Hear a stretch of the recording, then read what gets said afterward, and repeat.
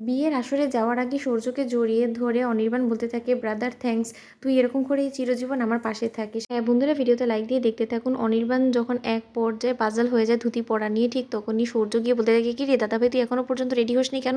ওখানে তো সবাই তাড়াহুড়া করছে, বরযাত্রী রওনা হতে হবে, তো ওদিকে তো রাই দেখ গিয়ে রেডি হয়ে বসেও আছে, হয়তো বা তোর জন্য অপেক্ষা করছে। ওদিকে অনির্বাণ বলতে থাকে, দেখ না রে ভাই, আমি এতটা বেশি পাজল হয়ে গিয়েছি, ধুতিটা কোনো মতে আমি পড়তে পারছি না, জানিস তো। তখন সূর্য বলতে থাকে, আরে দাদাভাই, তুই যখন এটা নিয়ে এত পাজল হয়ে গিয়েছিস, তুই আমাকে ডাকলেই তো পারতিস, তুই কী রে, তোর এত কিসের হিংসা রে? আমি যদি তোকে একটু এই ধুতিটা পরতে হেল্প করে দিতাম তাহলে কী বা আসে যায়। তখন অনির্বাণকে সূর্য ধুতি পরতে হেল্প করা মাত্রই অনির্বাণ সূর্যকে জড়িয়ে ধরে বলতে থাকে, থ্যাঙ্কস রে ব্রাদার, আজকে তুই আসছিস বলি আমি এত বেশি হেল্প পাচ্ছি, নয়তো বা আমার যে কী অবস্থা হতো, তুই এরকম করে চিরজীবন আমার পাশে থাকিস, কী রে থাকবি তো? তখন সূর্য বলতে থাকে, তোর পাশে যদি আমি না থাকি তাহলে তোর থেকে আমি প্রতিশোধ দেবো কী করে? তুই আমার জীবন থেকে সবথেকে প্রিয় জিনিসটা কেড়ে নিয়েছিস, আমি যাকে ভালোবেসেছি তুই তার দিকেই নিজের হাত বাড়িয়েছিস, তা সত্ত্বেও যদি আমি তোকে এত সহজে তোর জীবন থেকে চলে যাই তাহলে তো সেটা আমারই লস হবে, তাই না? ওদিকে অনির্বাণ বলতে থাকে, কী রে তুই কথা বলছিস না যে, তুই ভাবছিস যে?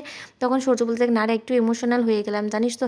এরকম বড় দাদা হিসেবে তোর মতন মানুষকে পাওয়াটাও আসলে আমারও একটা ভাগ্যের বিষয়, আর এখন তোর সাথে আরও একজন ভালো মানুষকে আমি আমার জীবনে পেতে চলেছি, সেটাই আমার জীবনে কম কি বলতো? ওদিকে অনির্বাণ বলতে থাকে, তুই রাইকে বড্ড বেশি ভালোবাসিস তাই না? তখন সূর্য বলতে থাকে, হ্যাঁ ভালোবাসি, এটা ঠিক আছে, কিন্তু এখন কিন্তু অন্য কোনো সম্পর্কে থেকে ভালোবাসি না, এখন আমার বৌমনি হিসেবে আমি ওকে ভালোবাসি, আর আমি কিন্তু দেবর হিসেবে কিন্তু যথেষ্ট পরিমাণে তার সাথে খুনসুটি করবো, তুই কিন্তু অভিমান করলে একদম চলবে না। তখন অনির্বাণ বলতে থাকে, আমি অভিমান করতে যাবো কেন বলতো?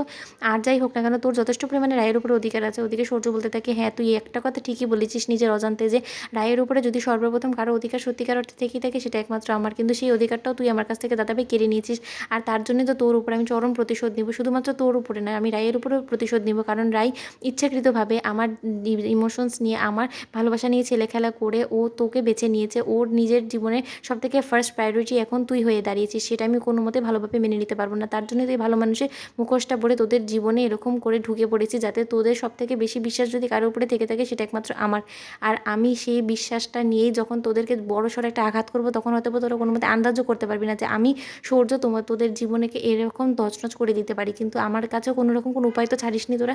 তোরা আমাকে যে পরিমাণে দেয়ালের সাথে পিঠ ঠেকিয়ে দিয়েছিস, তারপরেও যদি আমি এখনো পর্যন্ত কোনো কিছু যদি না করি, তাহলে হয়তো বা তোরা ভাববি যে তোরা এরকম করে আমার জীবন নিয়ে ছেলেখেলা করে যাবে, আমাকে এরকম করে আঘাত দিয়ে যাবে, আর আমি একের পর এক আঘাত সহ্য করে এরকম করে চুপ করেই বসে থাকবো। এদিকে অনির্বাণ বলতে থাকে যে, যাকে যাক, তুই যে আমাকে সব পদে পদে এরকম করে হেল্প করেছিস সেটার জন্যে আমি বড্ড বাঁচা বেঁচে গিয়েছি। ওদিকে অনির্বাণের মা এসে বলতে থাকে, তোমার আর কতক্ষণ লাগবে অনির্বাণ? ওদিকে তো লগ্ন প্রায় পেরিয়ে যাচ্ছে, এরপরে কি তুমি নিজের মতো করে লগ্নটাকেও বানিয়ে নিবে নাকি? আর অনির্বাণ, আমি তোমাকে বলছি শেষবারের মতো, তুমি ডিসিশন নিয়ে নিয়েছো যে তুমি বিয়ে করবে না, তুমি যদি না করতে চাও তাহলে একবার বল, আমি এক্ষুনি বিয়েটা ভেঙে দেবো। তো বন্ধুরা, ভিডিওটি ভালো লেগে থাকলে লাইক কমেন্ট শেয়ার করো, সাবস্ক্রাইব করতে ভুলো না।